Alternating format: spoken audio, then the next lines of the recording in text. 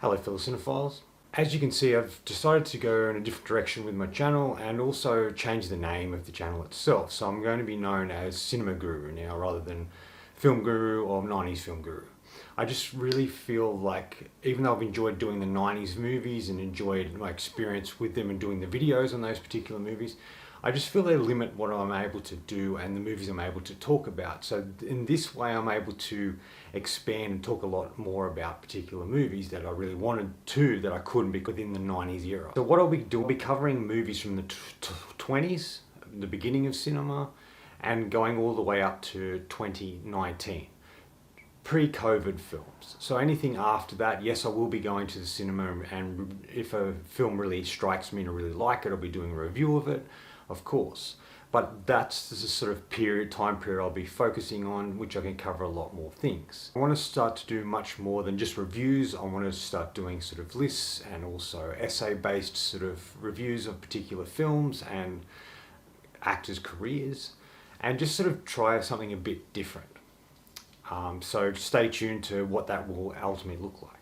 So today I thought I'd start off by doing a review of Burt Reynolds films. Also looking at him as an actor and a person, and where he came from, and the actor he ultimately became, and the films that really sort of shone a light on him and had an impact on cinema goers, and sort of put him into the limelight. So what can I say about Burt Reynolds? I've always been a big fan of his, and I've liked the movies that he's done, and I'm still a fan of his. There's something about that old school toughness that I really like.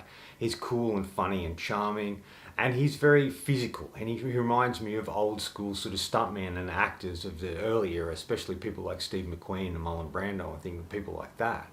I think he's a really cool icon in many ways, and I really enjoy his performances. He was born Burton Leon Reynolds Jr. His father was in the military and also became the town sheriff, and Burt would get into a lot of trouble all the time. And he would do these crazy sort of stunt things. And I think that sort of helped him in a variety of his later roles, especially working with stuntmen and sort of physical sort of films, where he's able to do a lot of his own stunts, and I think he does a really great job. And then I think it all stems from when he was a kid, and this is what he was kind of doing. And because he's so physical, he played football and a variety of things, he sort of was sort of perfect for these particular roles. He would go on to have a very successful action career in his 70s and 80s. Like most actors in his era, he started in TV. He did a lot of TV. Things like Riverboat, Alfred Hitchcock Presents, and Gunsmoke. Gunsmoke was a TV show that people sort of was like, who is this guy? Why is he, who is this guy? We want to know more. And that's sort of where people started to get a small glimpse of who he was, because he had a recurring role in that particular TV show. But his first acting film was in a movie called Angel Baby, one I haven't seen, but that's what it says on IMDb as his first film. And even though he did a lot of movies beforehand, it was Deliverance was the film that really put him on the map. That was the film where people started to take notice. He was cool and charming and his usual self. He was very physical in this role. He had like a wetsuit with the arms removed, and he had like a crossbow, and he was just really a cool character. His character does ultimately get injured and he is out of commission, which I thought was an interesting choice because he was kind of the hero of the group. And the film really follows a group of friends going on this sort of rafting trip together that involves fishing and stuff like that.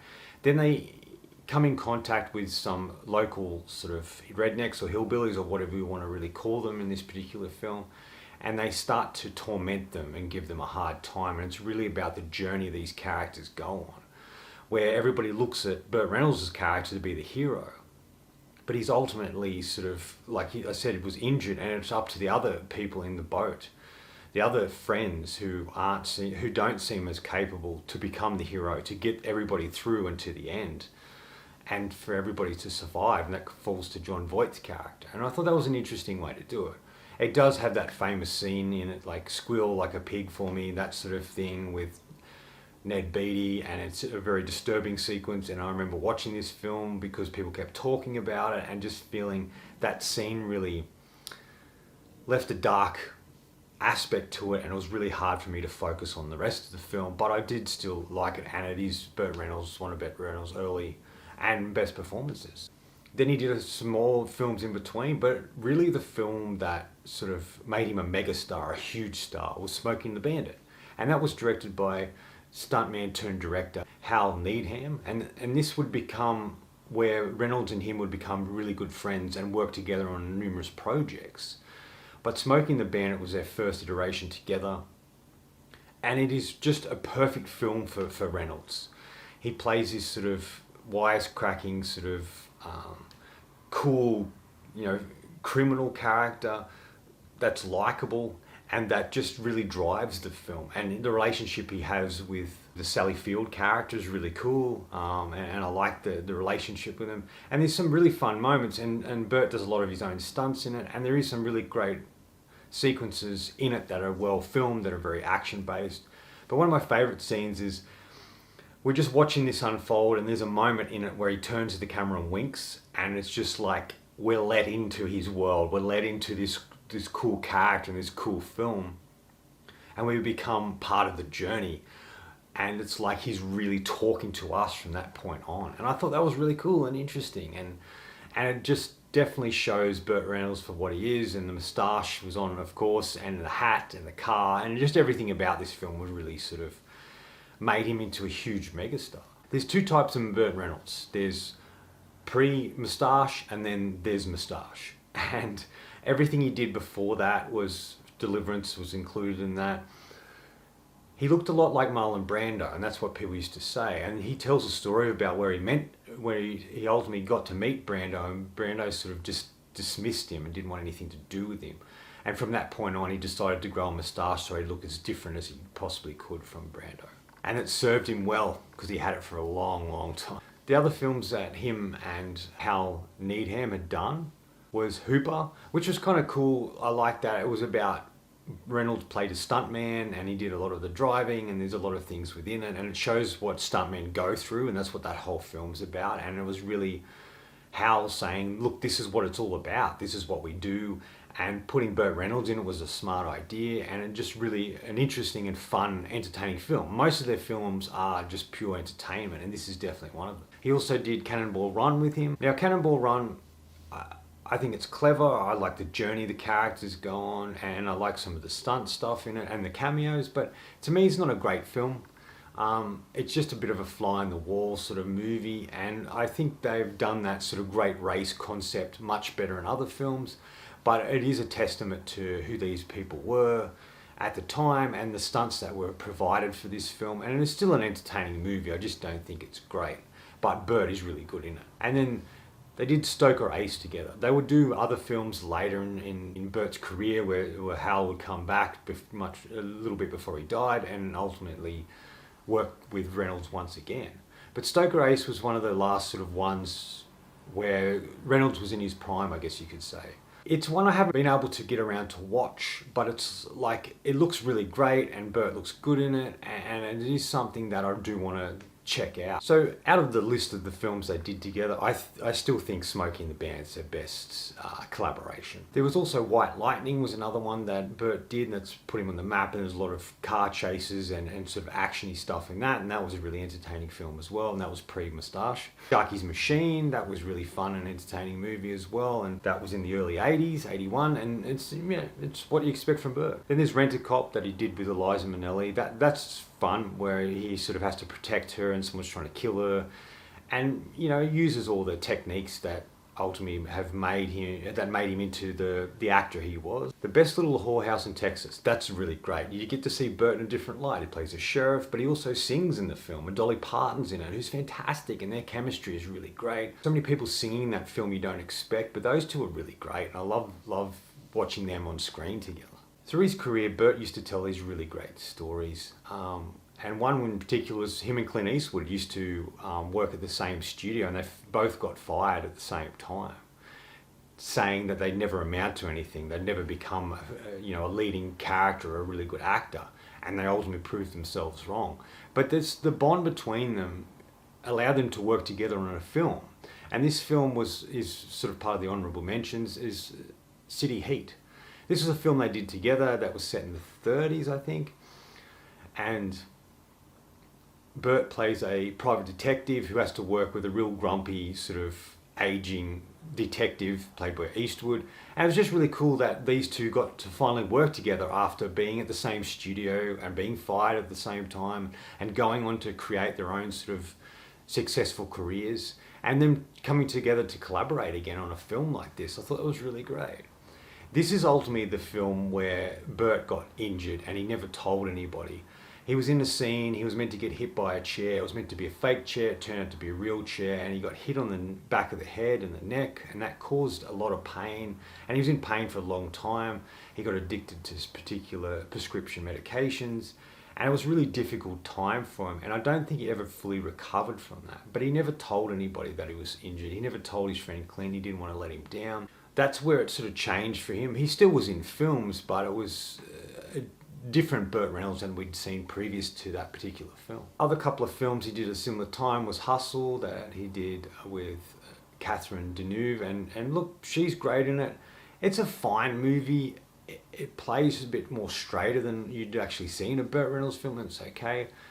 And it's fine about this detective trying to get this killer and ultimately succumbing to sort of violence is interesting. And the last one I sort of want to put in honourable mentions is Malone. This was one I saw recently about this ex-CIA operative or killer who wants to retire and sort of escapes. He jumps in his car, takes off, it breaks down in this small town. He gets taken in by this mechanic and his daughter. And he starts to see how people are treated in that town, how there's someone in control. That's sort of something they would use later in like Roadhouse. But it is sort of this character who gets swept up in things, and he ultimately has to help this particular town by taking on these particular villains and using the skills he has while trying not to get killed by the company he used to work for, who was sending people to try and kill him. And look, Burt's much older in this and aging. He looks like he's wearing a wig, but he's still really cool in it. He has some good moments. It is a very different character to everything else he's sort of played. Not as funny, not as smart, not much of a smart ass. He's just more sort of subdued and quieter and a bit more serious in particular aspects of the movie. But I like his performance in it. And it's definitely one that sort of stands out in his later career because it was him playing a role that was a bit different. But the film that sort of really brought him back into the limelight, that sort of made people take notice of him once again, and also allowed him to have his first real Oscar nomination, was Paul Thomas Anderson's Boogie Nights, where he played a porn producer in this. And he is so great in the film. I know he had issues in regards to the character and the subject matter because he was a father at the time and he didn't want to be seen in a particular way.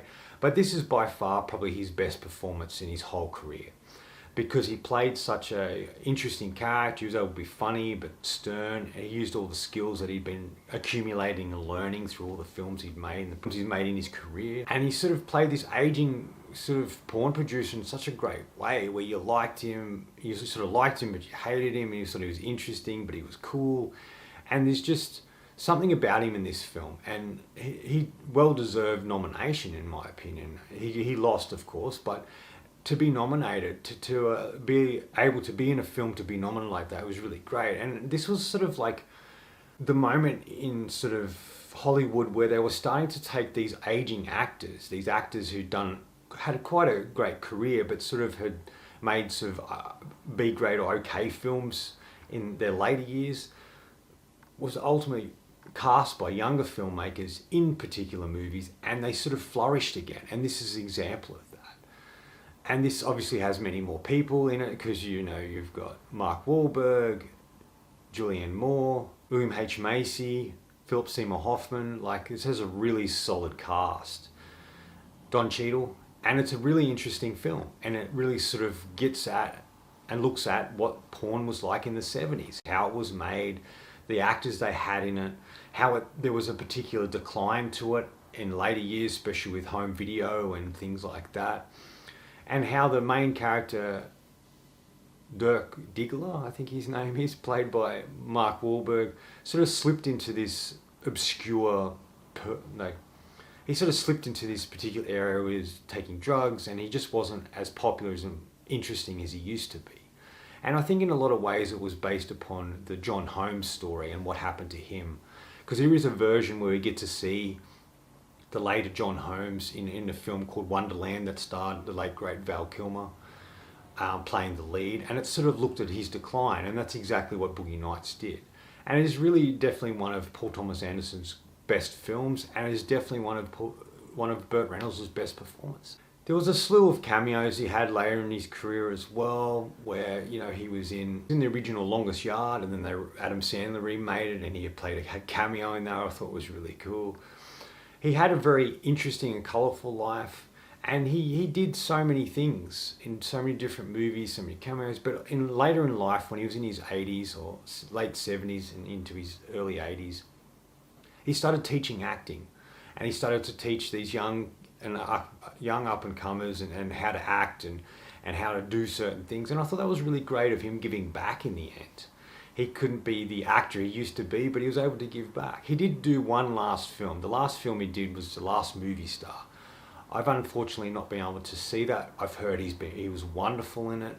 And I think it was a fitting last role for him before his untimely death. Timely death at the age of 82, which was a good effort. He's always been an actor I return to. I've watched a lot of his movies.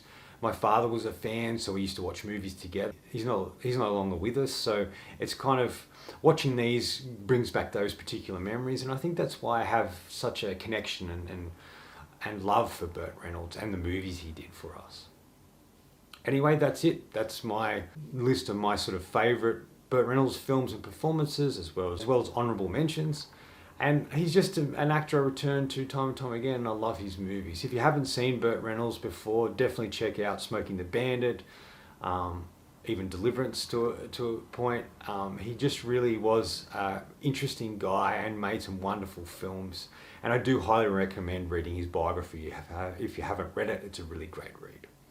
Anyway, that's all from me today. Thanks for watching. I hope you enjoy this video, and I hope you enjoy the choices I'm making and the reshaping of the channel, and I hope you continue watching and enjoy what I'm doing. You can follow me on Facebook and Letterboxd. Ultimately, until next time, enjoy the movies.